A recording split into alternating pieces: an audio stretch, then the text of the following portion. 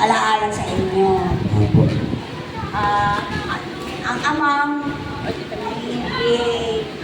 hindi sabihin natin malaki, pero ito'y lalo sa puso para lang maalaala ninyo. Minsan tayo nagsalusalo sa bagay na ito. Ang aming ina ay si Veronica Valencia. Ang aming tatay ay si Niderio na napaka-stricto. Si nanay na super bait at si tatay na parang military discipline. Hindi pwedeng hindi ka gagawa, basta tapos ang gawa mo, pwede ka na maglaro. Pero tatapusin ang gawa mo. Aldi, tayo magpapapicture mamaya. Naalala ko, kami nagpapasalamat ng magkakapatid. Ayan, pinakapalanay. Si Ate Tita, ang ikalawa.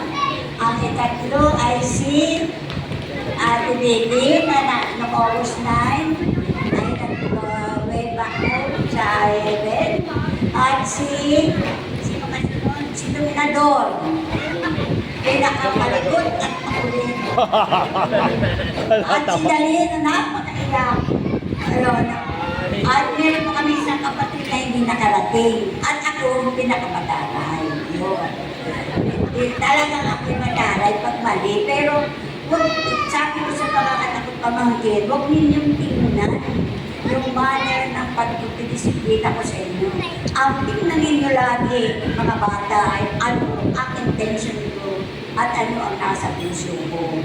Itatama, kaya nga lang may katalayan talaga ako. Sorry sa mga pamangkin na natarayan, na napatulan ko. Ako'y nagsusorry sa mga shortcomings ko, pero salamat sa inyo, hindi kayo nagdalingan sa panagod sa akin. Andito pa rin kayo, si Bobby, na napaka-thoughtful. At samantalin natin ang panahon dito na tayo ay nagkikita pa, nagsama-sama-sama. Itong oras na ito, hindi natin alam kung next year, one of us will be away from heaven already. Hindi ko alam kung sino unang pipikapin sa amin.